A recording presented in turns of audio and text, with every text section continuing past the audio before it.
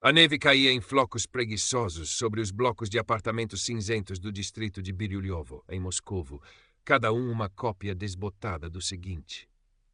Do outro lado da janela do seu pequeno apartamento, no 9º andar de um desses edifícios, Lev Petrov observava a dança branca e silenciosa.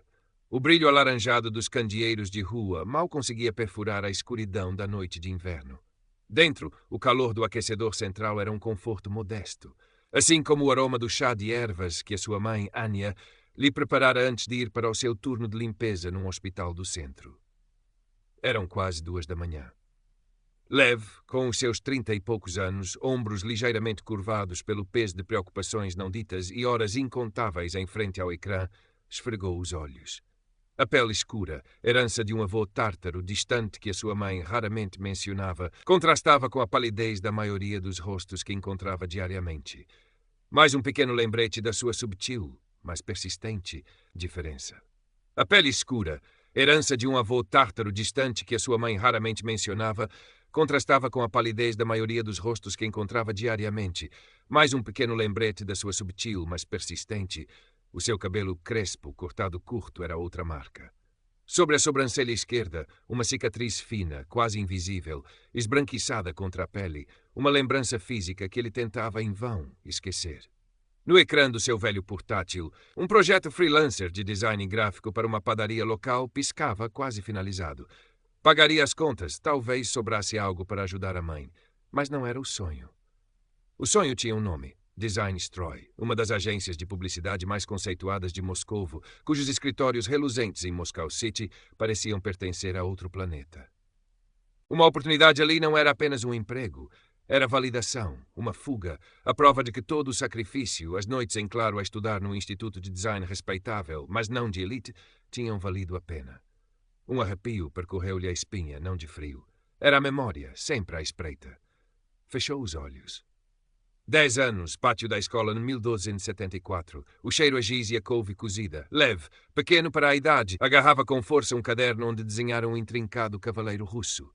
Boris Sokolov, já então mais alto, mais robusto, com o cabelo loiro impecável e roupas que gritavam dinheiro, aproximou-se com o seu séquito. Boris, filho de um burocrata influente e de uma socialite, irradiava uma aura de poder que paralisava os outros miúdos.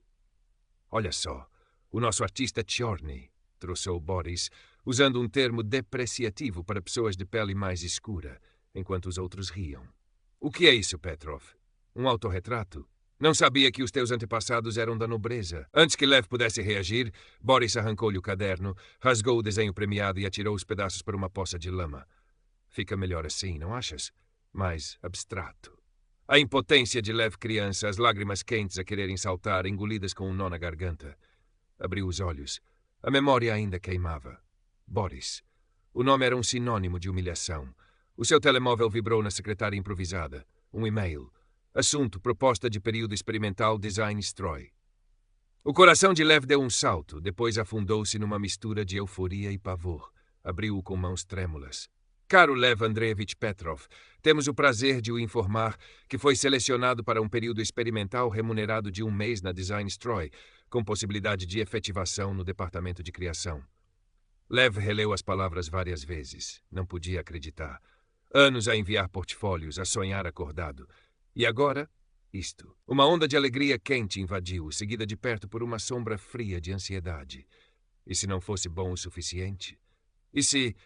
Anya chegou pouco depois das 6, o rosto cansado, mas com um sorriso para o filho. Lev contou-lhe a novidade, a voz ainda hesitante. Os olhos dela brilharam. Sinok, meu filho, eu sabia. Eu sempre soube que o teu talento te levaria longe. Abraçou-o com força. Vês, Deus ouve as preces de uma mãe. Vai e mostra-lhes quem és. Mostra-lhes a força dos Petrov. As suas palavras eram um bálsamo, mas a sombra persistia.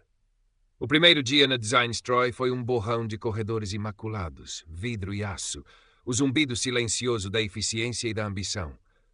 Os escritórios em Moscow City eram tudo o que ele imaginara. Vistas panorâmicas da cidade coberta de neve, tecnologia de ponta, pessoas vestidas com uma elegância discreta que custava mais do que o seu rendimento anual. Sentia-se um peixe fora de água, um intruso num mundo que não era o seu. Ao ser apresentado à equipa de criação, o seu olhar cruzou-se com um par de olhos azuis gelo que ele conhecia demasiado bem. O cabelo loiro continuava impecável. O sorriso nos lábios finos parecia amigável, mas não aquecia os olhos. Boris Sokolov, agora gerente de criação, o seu supervisor direto. O reconhecimento foi mútuo e instantâneo. O sorriso de Boris alargou-se, mas tornou-se frio, quase predatório. Lev Petrov. Ora, que surpresa agradável. O mundo realmente dá voltas, não é mesmo, Liovushka? O diminutivo, usado com um tom de falsa intimidade, fez o estômago de Lev afundar. O passado, com todo o seu peso esmagador, voltou com força total. O ar pareceu ficar mais rarefeito.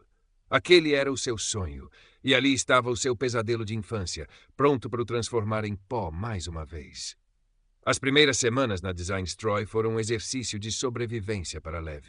Boris parecia deleitar-se em minar subtilmente a sua confiança. Atribuía-lhe as tarefas mais ingratas, os projetos que mais ninguém queria, com prazos que roçavam o impossível.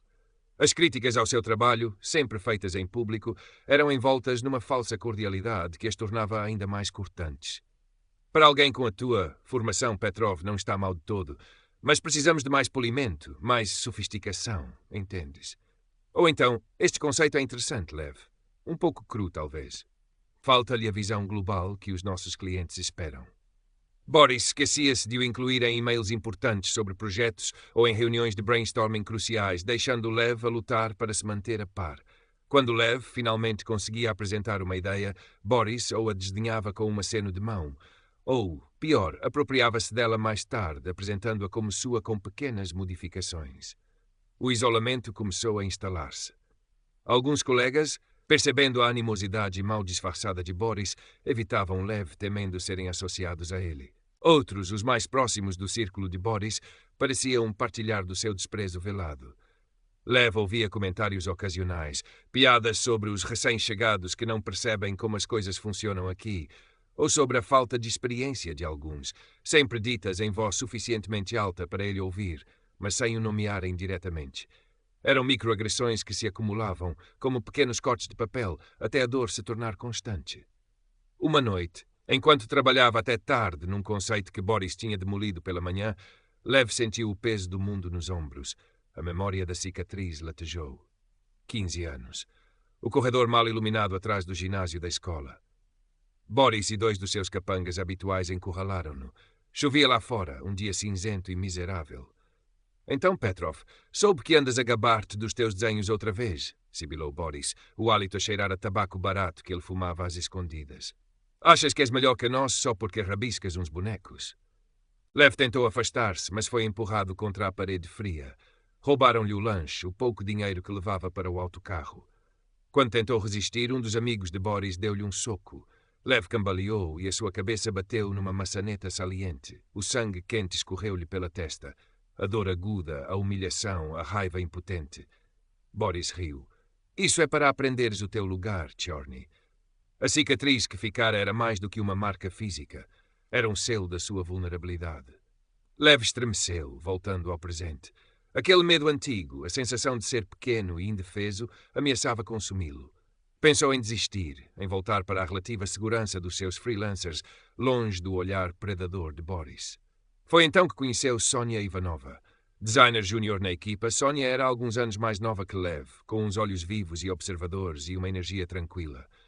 Inicialmente, ela apenas observava a dinâmica entre Lev e Boris com uma curiosidade cautelosa. Mas um dia, quando Boris humilhou Lev publicamente por um erro menor que, na verdade, fora causado por instruções contraditórias do próprio Boris, Sonia aproximou-se de Lev mais tarde, na copa. Não ligues, Lev, disse ela em voz baixa, oferecendo-lhe um sorriso tímido. Ele é assim com todos os que não lhe lambem as botas.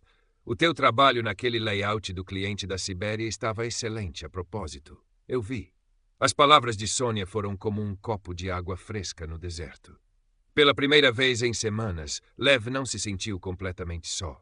Aos poucos, uma aliança improvável começou a formar-se. Sonia partilhava informações úteis sobre projetos, sobre o temperamento volátil de Boris, ou simplesmente oferecia uma palavra de encorajamento. Não era muito, mas para Lev significava o mundo. As conversas com a mãe ao telefone também o fortaleciam.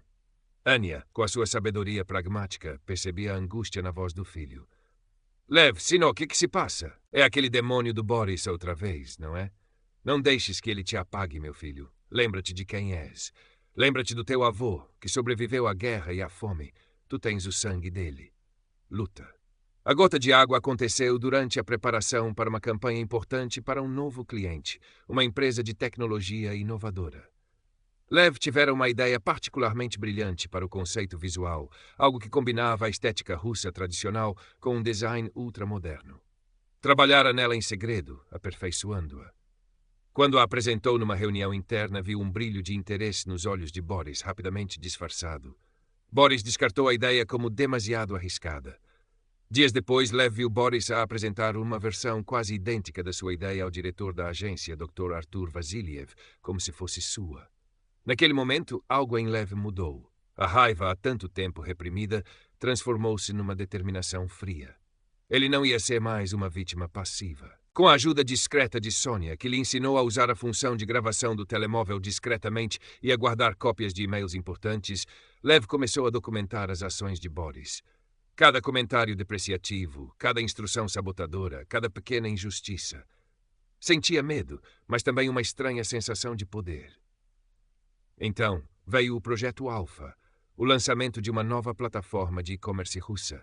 Era o maior projeto da agência no momento. Para surpresa de todos, especialmente de Lev, Boris colocou-o como líder da equipa de design conceptual. Era uma faca de dois gumes. Uma oportunidade imensa, mas também uma armadilha óbvia. Os recursos eram limitados, o prazo apertadíssimo. Boris, claro, não facilitou.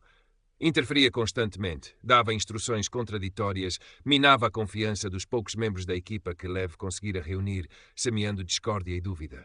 Petrov, tens a certeza disto? Questionava Boris em frente a todos, apontando para um detalhe no layout. Parece um pouco amador. Talvez devesse simplificar. Ou talvez pedir ajuda a alguém mais experiente. Lev trabalhava dia e noite, alimentado por café forte e pela crescente necessidade de provar não apenas a Boris, mas a si mesmo, que era capaz. Sônia ajudava como podia, revendo os seus designs, oferecendo perspectivas e, mais importante, lembrando de que ele não estava louco, que o comportamento de Boris era de facto abusivo. A véspera da apresentação do Projeto Alpha à direção foi um inferno. Lev mal dormira nas últimas 72 horas.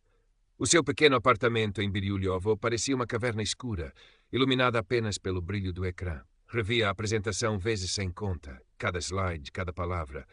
Revia também as suas provas contra Boris, os e-mails, as gravações discretas, as anotações. O medo era uma bola gelada no estômago, mas por baixo dele, uma nova chama ardia. A determinação de não se deixar esmagar. Anya ligou. Estou a rezar por ti, Sinok. Lembra-te, a verdade tem força. No dia seguinte, a sala de reuniões principal da Design Stroy parecia um tribunal. Dr. Artur Vasiliev, um homem imponente na casa dos 50, com um ar de autoridade tranquila, sentou-se à cabeceira da longa mesa de vidro. Outros diretores e gestores preenchiam as restantes cadeiras. Boris estava ao lado de Vasiliev, o seu sorriso confiante a contrastar com a palidez de Lev. Antes mesmo de Lev começar, Boris preparou o terreno. Dr. Vasiliev, colegas, começou ele com um tom de falsa modéstia.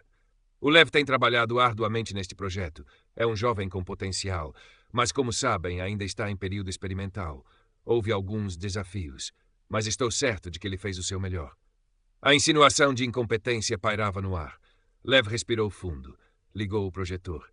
Apesar de todas as sabotagens, o conceito que ele e a sua pequena equipa improvisada tinham conseguido criar era forte, inovador. Começou a apresentação, a voz inicialmente hesitante, mas ganhando firmeza à medida que mergulhava nos detalhes do projeto. Boris, no entanto, não o deixava em paz.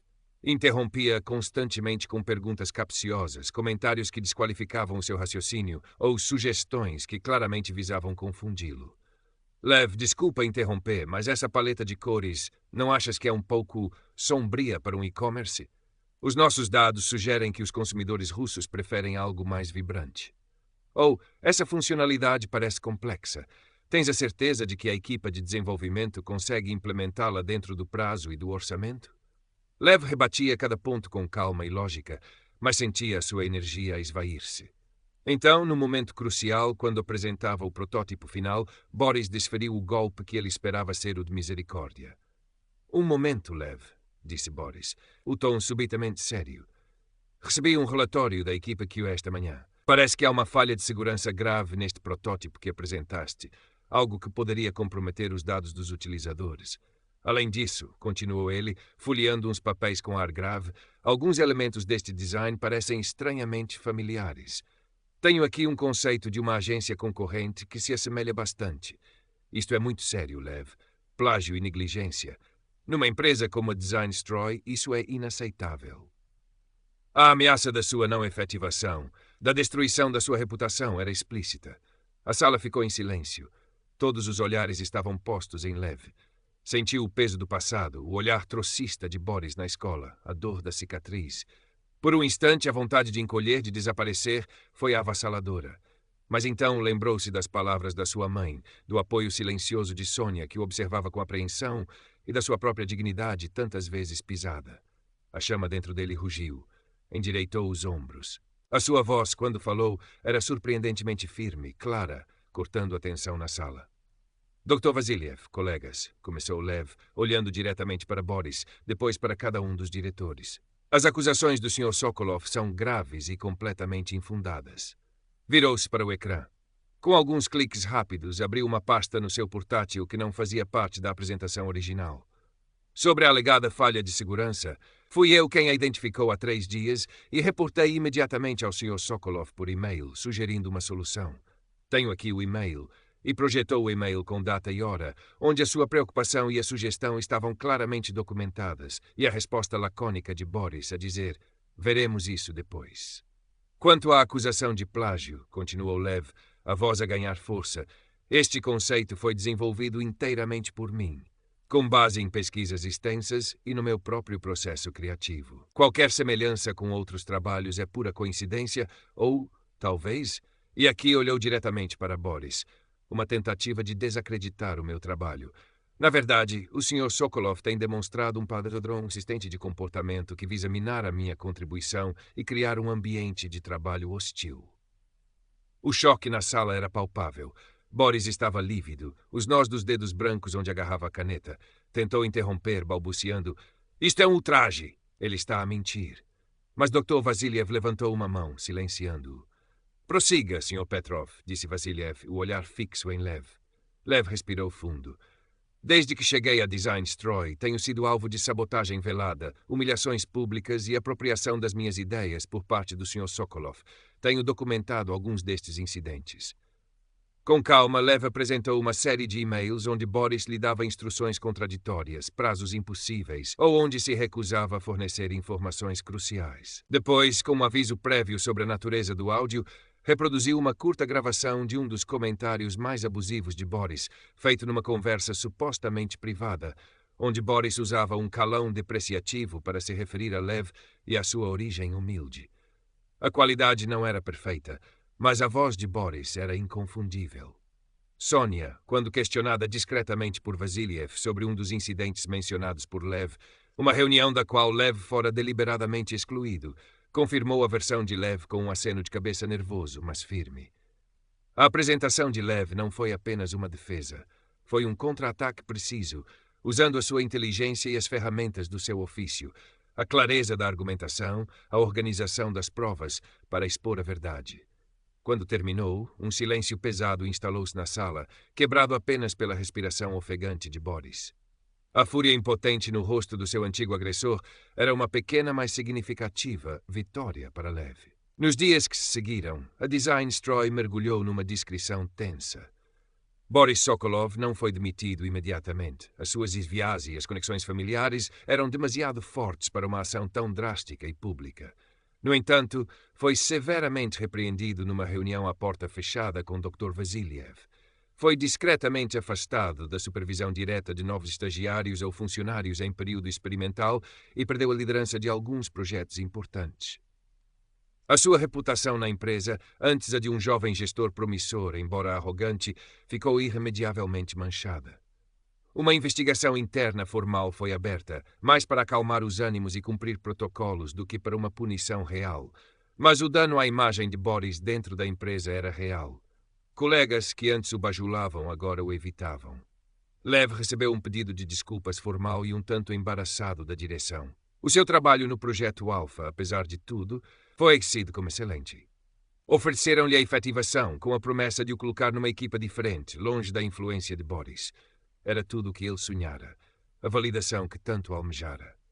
No entanto, enquanto caminhava pelas ruas frias de Moscovo naquela noite, a neve a cair suavemente, Lev sentiu um sabor agridoce. A vitória sobre Boris fora real, mas a batalha deixara cicatrizes. O ambiente da Design Stroy, com as suas políticas de poder e a sua tolerância tácita a certos comportamentos em nome das aparências ou das conexões, parecia-lhe agora tóxico. Precisaria ele de lutar tanto, de se expor tanto, apenas para ter o seu valor reconhecido. Alguns dias depois, com uma polidez que surpreendeu a si mesmo, Lev agradeceu a oferta de efetivação, mas recusou-a. Disse que precisava de tempo para reconsiderar os seus objetivos. A maior vitória